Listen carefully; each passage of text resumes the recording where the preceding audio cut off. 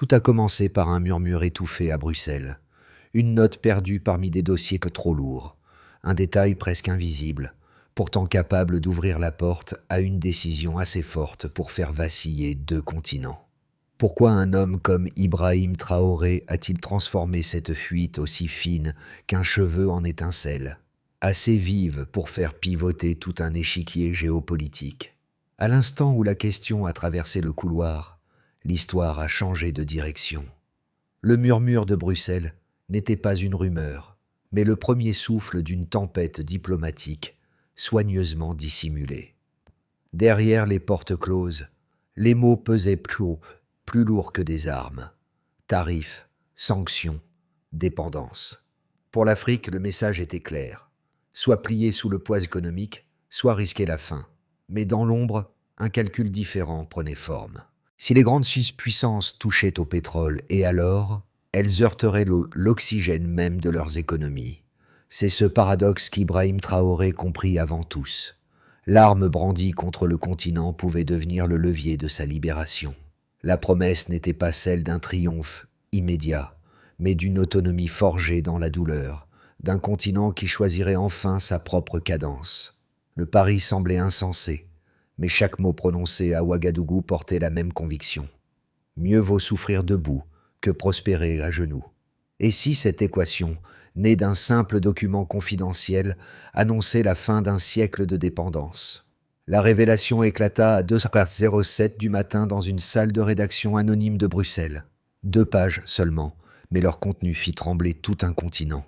Washington avait discrètement poussé ses alliés à instaurer des tarifs capables d'étouffer les exportations africaines de pétrole et d'or. L'Afrique devait s'agenouiller. Oh, tel était le plan. En quelques heures, le mémo circula de boîte mail en boîte mail, franchissant les murs des chancelleries pour se retrouver dans les rédactions d'Abuja, de Bamako et de Ouagadougou. Les titres furent directs. L'Europe cible le sang de l'Afrique. Dans la capitale burkinabé, Ibrahim Traoré lut ces lignes avec une lucidité glacée. Ce n'était pas une rumeur, mais une déclaration de guerre économique. Et derrière chaque ligne, il percevait une vérité simple. On ne voulait pas négocier, on voulait contrôler. Il convoqua ses conseillers avant l'aube. La réunion, brève et tendue, donna le ton d'une riposte sans précédent. « Il croit que la dépendance c'est éternel, dit-il. Mais même les chaînes les plus anciennes finissent par rouiller. » Dès le lendemain, des appels d'urgence furent lancés à travers le Sahel. Les dirigeants du Mali, du Niger et de la Guinée furent invités à un sommet fermé, non pas pour supplier, mais pour décider. L'air de la salle était épais, saturé d'un mélange de colère et d'espoir. Chacun parla du même schéma, or siphonné, pétrole bradé, revenus envolés pendant que les villages restaient dans la poussière. Pour la première fois depuis des décennies, la conversation ne portait plus sur l'aide, mais sur la souveraineté. Et dans ce moment suspendu, une phrase résonna. « S'ils imposent leurs tarifs, nous imposerons notre silence. » Un silence stratégique, celui d'un continent prêt à tourner la page. Dans les rues de Ouagadougou, le soleil se levait à peine lorsque les premières stations de radio commencèrent à lire des extraits du mémo. La nouvelle, d'abord chuchotée dans les cafés, prit de l'ampleur à mesure que les journaux confirmaient la fuite. À la place du silence diplomatique, un autre son naquit, celui d'un peuple qui se reconnaissait dans la voix d'un homme. Ibrahim Traoré n'était pas un diplomate façonné par les couloirs européens. Il était un capitaine formé sur le terrain, habitué à respirer la poussière rouge du Sahel, à écouter les villages avant les experts. Son autorité ne venait pas des discours, mais de la cohérence entre ses mots et ses actes. Il savait que le combat ne se gagnerait pas à coups de communiquer, mais par une idée simple, rendre aux Africains le contrôle de leurs richesses. Ce matin-là, il réunit autour de lui les représentants de l'Alliance des États, du Sahel. Pas de drapeau, pas de protocole. Juste des visages marqués par la fatigue et la conviction. « Si nous plions aujourd'hui, nous serons esclaves demain », lança-t-il. Cette phrase, enregistrée par un journaliste local, traversa les frontières plus vite que n'importe quelle note officielle. Dans les villages, les paysans cessèrent un instant de labourer pour écouter. Dans les marchés, les mères levèrent la tête vers les radios suspendues. Et dans les capitales voisines, un nouveau lexique s'imposa. Résistance, dignité, avenir. Car au fond, la question n'était plus de savoir qui dicterait les tarifs. C'était de savoir qui écrirait encore l'histoire. Le sommet du Sahel débuta sans fanfare. Aucun hymne, aucun drapeau, seulement une salle close où les voix se croisaient comme des éclairs. La décision fut prise en moins de 48 heures. Suspendre les exportations de pétrole et d'or vers les marchés occidentaux. Ce geste, simple sur le papier, équivalait à une secousse tectonique. Alors que l'aube pointait, une dynamique nouvelle s'enclenchait. Les câbles diplomatiques s'embrasèrent. Bruxelles parla de folie. Paris parla d'ultimatum. Washington parla de sanctions. Mais, à Ouagadougou, Ibrahim Traoré resta silencieux. Il observait, calculait, la main sur le dossier du décret qu'il venait de signer. « Qu'ils croient que nous bluffons », dit-il à son entourage. « Ils comprendront quand les barils cesseront de couler. » En 24 heures, les marchés réagirent. L'or grimpa de 11%. Le pétrole sahélien disparut des graphiques de livraison. Et tandis que l'Europe s'agitait, une tension palpable gagnait les capitales occidentales. Les capitales européennes plongèrent dans la panique. À Francfort, les traders fixaient leurs écrans rouge sang. À Milan, les industriels parlaient déjà de rationner les usines. Les gouvernements organisèrent des réunions d'urgence. Les ministres de l'énergie admettaient à demi-mot que la moitié de leur uranium venait encore du Niger. Chaque phrase prononcée en privé contredisait les discours publics. Et dans ce chaos, une certitude s'imposait. Le centre de gravité venait de glisser au sud. Pendant ce temps, le Sahel respirait pour la première fois un vent d'unité. À Bamako, les foules brandissaient des pancartes. Notre or, notre souffle. Les marchés vacillaient, mais la fierté prenait racine. Puis, dans les semaines qui suivirent, l'onde de choc atteignit l'Occident plus vite que prévu. Les chaînes logistiques se figèrent. Les compagnies d'assurance bloquèrent les cargaisons africaines. Une guerre invisible commençait. Campagne médiatique, attaques cybernétiques, gel de comptes. Ibrahim Traoré réunit son état-major dans une salle sans caméra. Ce qu'ils appellent sanction, nous l'appelons sevrage, déclara-t-il. Ces mots circulèrent clandestinement sur les réseaux sociaux, repris comme un serment. Dans les villages, les difficultés s'accumulaient. Prix du riz, manque de carburant, écoles fermées, mais sous la surface, quelque chose changeait. Les citoyens remplaçaient la peur par l'organisation. Troc local, transport communautaire, solidarité. Ce qui devait être une fracture devint une colonne vertébrale. Au terme de ces 3 semaines, le monde découvrit un paradoxe. Plus les sanctions s'intensifiaient, plus la cohésion africaine se consolidait. Et quand la poussière retomba, une image demeura, un capitaine en uniforme usé, regard fixe, tenant un dossier scellé au sceau du Burkina Faso. Ibrahim Traoré venait de transformer un embargo en manifeste. Au moment où les marchés se refermèrent, mais 3 chiffres suffisaient à mesurer l'ampleur du choc. Premier constat, une hausse de 18% sur le prix mondial de l'or. En moins d'une semaine, la flambée révéla l'étroite dépendance des banques occidentales, alors sahéliens. Chaque once bloquée au Burkina Faso ou au Mali effaçait des milliards de garanties financières. Ce n'était plus un signal économique, c'était une démonstration de pouvoir comptable. Deuxième réalité, une chute de 6% dans les livraisons pétrolières vers l'Europe. Ce recul, observé dès le 7e jour, paralysa des chaînes industrielles entières. Les raffineries méditerranéennes tournèrent à vide, incapables de compenser par les stocks d'Amérique. Les analystes parlaient d'une crise logistique, mais le cœur du problème était politique. Le robinet venait du Sahel. Troisième évidence. Une augmentation de 42% de participation numérique sur les plateformes africaines.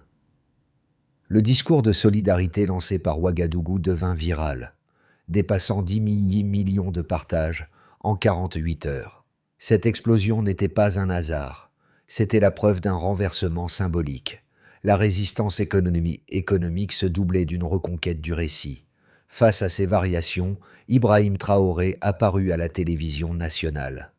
Ses mots furent sobres. Les chiffres ne sont pas contre nous, ils témoignent pour nous. Il ne chercha pas à célébrer une victoire précoce, mais à cadrer l'effort collectif. La transparence devint sa stratégie. Publier chaque indicateur, montrer où frapper les sanctions et comment les amortir. Les bulletins officiels détaillaient les flux, les importations, les substitutions. Dans chaque ligne, une logique se dessinait.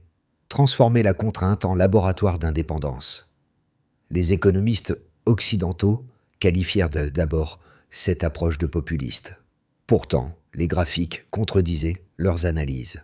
Le déficit budgétaire du Burkina Faso n'explosa pas. Il se contracta de 2,7% grâce à la fermeture temporaire des importations non essentielles. Cette discipline budgétaire inattendue étonna les observateurs du FMI. Là où l'on prédisait l'effondrement, naissait un équilibre précaire, mais réel. Pendant ce temps, les pays voisins adoptaient le même réflexe.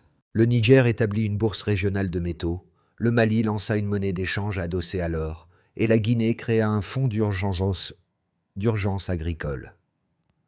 Le modèle circulait à la vitesse des réseaux. Économie de résistance, chiffres à l'appui. Dans chaque conférence, les experts citaient Ibrahim Traoré comme l'exemple d'un leadership qui transforme les données en stratégie.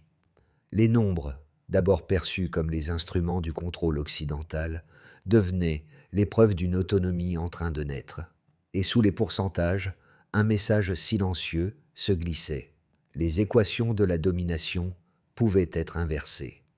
Deux récits s'affrontaient désormais à parts égales.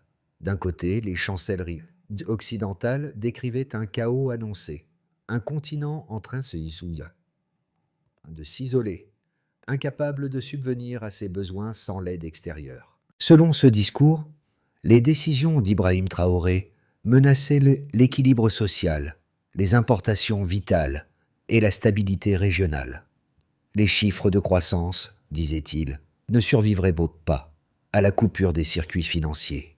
De l'autre côté, un récit venu du cœur du Sahel dessinait une toute autre géométrie du risque. Il affirmait que la dépendance prolongée constituait un danger bien plus grand que la pénurie passagère. Pour ses partisans, chaque sanction révélait ce que la coopération avait masqué, une chaîne de dépendance construite pour durer, pas pour libérer. Les chiffres servaient ici de réponse. La contraction de 2,7% du déficit, la stabilisation des exportations internes, la montée de la participation numérique. Dans cette confrontation, Ibrahim Traoré choisit une posture singulière, ni triomphalisme, ni repli. Lors d'un entretien à la radio nationale, il déclara « Ils disent que nous risquons la faim, mais la faim, nous la connaissions déjà. Ce que nous refusons, c'est la dépendance qui l'entretient. » Sa rhétorique inversait les axes. Ce n'était plus l'Afrique qui devait justifier sa résistance, mais l'Occident qui devait expliquer sa peur. Les économistes africains réunis à Niamey renforcèrent l'argument. Ils démontrèrent que les marges d'ajustement internes, production agricole locale, substitution énergétique, coopération interrégionale, permettaient d'absorber près de 60% du choc commercial prévu. Cette donnée ne signifiait pas une victoire, mais une résilience mesurable. Et dans le débat, cette nuance changeait tout. Car l'idée centrale, c'est d'admettre la validité du contre-argument pour mieux en révéler la limite. Les critiques avaient raison sur un point. Le risque existait, mais ils se trompaient sur la direction. Ce n'était pas la rupture qui détruisait l'Afrique, c'était l'attente de l'autorisation d'exister. Tout a basculé en une phrase. Ce soir-là, les écrans de la télévision nationale s'assombrirent avant d'afficher un simple pupitre, sans drapeau ni symbole. Devant lui, Ibrahim Traoré apparut, non pas entouré de généraux, mais d'ouvriers, de mineurs et d'agriculteurs. Ces mots furent brefs. Ils disent que nous sommes imprudents. Moi, je dis que nous sommes libres. En moins d'une heure, le discours fit le tour du continent. Dans les rues de Lagos, des fresques apparurent au matin. À Kinshasa, les radios locales rediffusèrent la séquence entre deux bulletins économiques. Ce n'était plus un communiqué politique, c'était une déclaration de dignité. Les chancelleries étrangères parlèrent de provocation. Mais les jeunes Africains, eux, y virent une réponse historique à des décennies de condescendance. La vidéo franchit les 10 millions de vues, les hashtags se multiplièrent, les voix s'unifièrent. Le centre du récit venait de changer de main. Ce n'était plus l'Occident qui commentait l'Afrique, c'était l'Afrique qui décrivait le monde, à travers le regard calme d'un capitaine qui venait de franchir le point de non-retour. Dans les capitales africaines, la décision fit l'effet d'une onde de choc contenu. Les gouvernements du Mali, du Niger et de la Guinée confirmèrent leur alignement sur Ouagadougou. Un protocole d'urgence fut signé pour sécuriser les routes minières et mutualiser les stocks stratégiques. En 3 semaines, une architecture régionale prit forme. L'Alliance des États du Sahel devint un bloc politique de fait. Les analystes occidentaux, d'abord sceptiques, durent admettre que la coordination africaine atteignait un niveau inédit depuis la décolonisation. Les multinationales européennes virent leurs contrats suspendus, leurs cargaisons bloquées dans les ports. À Marseille, les raffineries furent mises à l'arrêt, tandis qu'à Milan, les constructeurs automobiles cherchaient des métaux alternatifs pour remplacer le cobalt et le lithium africain. Les pertes cumulées dépassèrent de 14 milliards d'euros en moins de 2 mois. Le silence médiatique laissa place à la panique. Le risque Afrique devenait soudain une question de survie industrielle. Les directions tentaient des négociations parallèles, mais Ibrahim Traoré refusa tout accord sans cadre de respect mutuel. « Le commerce sans dignité n'est qu'une forme d'esclavage moderne », déclara-t-il publiquement. Dans les villages, la peur initiale céda la place à une organisation spontanée. Les associations locales mirent en place des réseaux de troc et de distribution. Les étudiants coordonnèrent la logistique des écoles en rupture d'approvisionnement. Les femmes développèrent des coopératives alimentaires. La consommation baissa de 12%, mais la production communautaire augmenta d'autant. Cette austérité partagée ne fut pas vécue comme un effondrement, mais comme une reconquête. Le récit changeait d'échelle. La résilience devenait un devoir collectif. Dans les couloirs du pouvoir européen, les divisions éclatèrent. Certains ministres plaidaient pour des sanctions plus dures, d'autres pour une négociation. À Berlin, un député osa dire « Sanctionner l'Afrique, c'est sanctionner notre propre avenir ». Les chiffres confirmèrent son avertissement. La croissance de la zone euro perdit 0,7 points en un trimestre. Un recul inédit depuis la pandémie. Pendant ce temps, les BRICS consolidaient leur soutien au Sahel. Moscou proposa des coentreprises minières. New Delhi garantissait des achats pétroliers à long terme. Le rapport de force s'inversait à vue d'œil.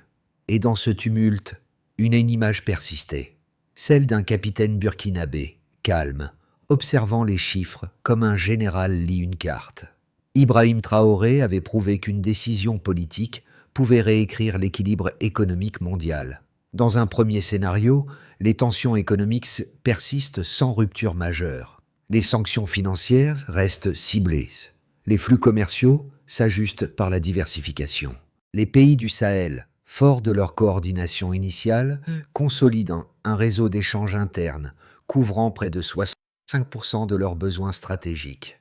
Ibrahim Traoré maintient une ligne de fermeté pragmatique, combinant discipline budgétaire et ouverture sélective à de nouveaux partenaires. L'Afrique se dote d'une autonomie partielle, encore fragile mais irréversible. Dans un second scénario, les économies africaines transforment la crise en catalyseur. Les investissements sud-sud se multiplient, les infrastructures régionales reprennent vie sous financement mixte BRICS-Afrique. Les indices boursiers locaux gagnent 18%, signe d'une confiance renaissante. Dans ce scénario, l'Europe reconnaît la nouvelle donne. La coopération remplace la tutelle. Ibrahim Traoré devient un symbole continental, invité aux sommets internationaux, non plus comme contestataire, mais comme stratège. Ce renversement ouvre une décennie d'intégration panafricaine inédite, où la richesse naturelle n'est plus exportée brute, mais transformée sur place. Dans un troisième scénario, les pressions extérieures s'intensifient, les cyberattaques se multiplient, les marchés se ferment, les économies locales s'asphyxient, entraînant migration et fractures sociales. Des gouvernements cèdent, d'autres vacillent. L'Alliance du Sahel se divise sous le poids des privations. Ibrahim Traoré devient alors l'icône tragique d'une indépendance coûteuse, célébrée mais isolée. Ce scénario, bien que sombre, révèle le prix exact de la souveraineté.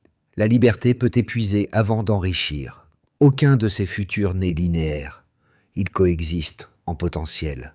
Ce que cette crise enseigne, c'est que la stabilité ne dépend plus de la complaisance, mais de la capacité à créer du sens collectif. Pour comprendre les 6 prochains mois, il faudra observer non les taux de change, mais la confiance.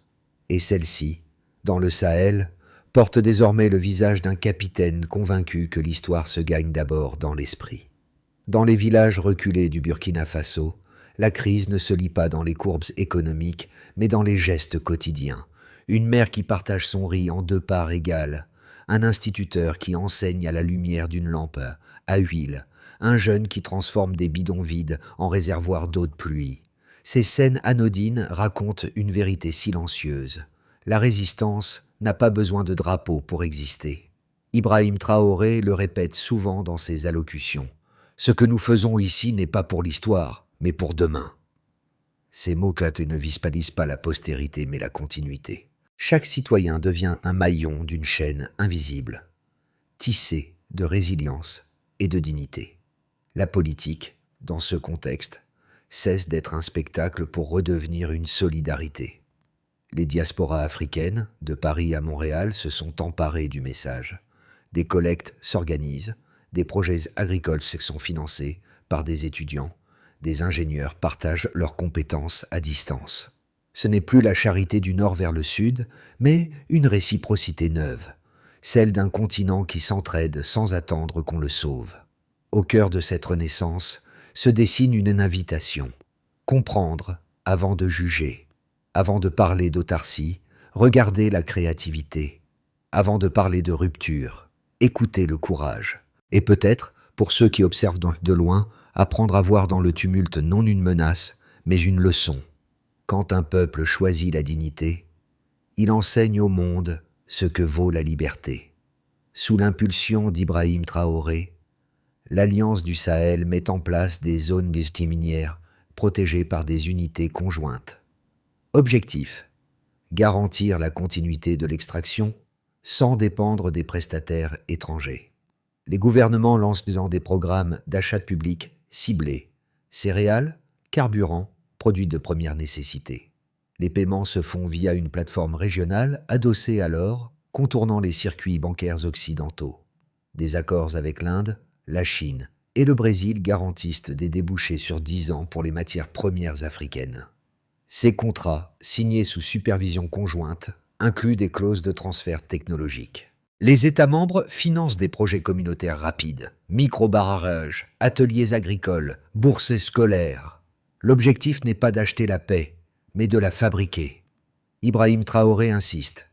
La souveraineté n'est rien sans le peuple qui la porte. Un comité indépendant d'experts africains publie chaque trimestre un rapport d'impact, accessible en ligne et traduit dans 3 langues. Transparence, traçabilité, redevabilité. 3 mots pour ancrer une méthode nouvelle. En suivant ces lignes directrices, le Sahel transforme la crise en laboratoire politique. L'Afrique cesse de subir la mondialisation. Elle commence à la concevoir. Au lever du jour, la place de l'indépendance retrouvait son calme. Les affiches froissées de la veille pendaient encore sur les murs, et les enfants rejouaient, dans la poussière, les discours qu'ils avaient entendus à la radio. Parmi eux, une jeune fille tenait une pancarte bricolée. « Mieux vaut la fin d'un an que la servitude d'un siècle ». Cette phrase, née d'un simple carton, résumait toute une époque. Autour d'elle, les mineurs, les paysans, les enseignants, les mêmes visages que ceux qui entouraient Ibrahim Traoré lors de son discours, se tenaient droits, fatigués, mais fiers. Leur force ne venait pas des armes, mais de la cohérence. Ils avaient choisi de payer le prix de la dignité. Sur l'estrade désormais vide, un drapeau replié battait au vent du matin. Un symbole simple, presque fragile. Mais c'est souvent dans la fragilité que naissent les certitudes. Ibrahim Traoré le savait mieux que quiconque. La souveraineté n'est pas un État, c'est une endurance. Le courage n'est pas de vaincre, mais de tenir.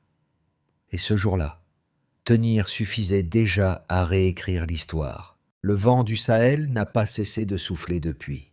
Il traverse les frontières, emporte les discours, réveille les consciences. Ce qui n'était qu'un acte de défi devient peu à peu un langage partagé, celui de la dignité. Dans les universités, les jeunes citent Ibrahim Traoré, non comme un héros figé, mais comme un repère moral. Dans les marchés, les maires échangent des devises locales avec la même fierté qu'on brandit un drapeau. Et sur les réseaux, un mot revient sans cesse, ensemble. La crise a cessé d'être un épisode pour devenir une mémoire active. Chaque nation, chaque individu y trouve un fragment de son propre courage. L'Afrique ne demande plus qu'on la comprenne. Elle invite à marcher à son rythme. Ce n'est pas une revanche, mais une renaissance. Car au fond, cette histoire ne parle pas que du Sahel. Elle interroge chacun d'entre nous. Que ferions-nous si notre dignité valait plus que notre confort ?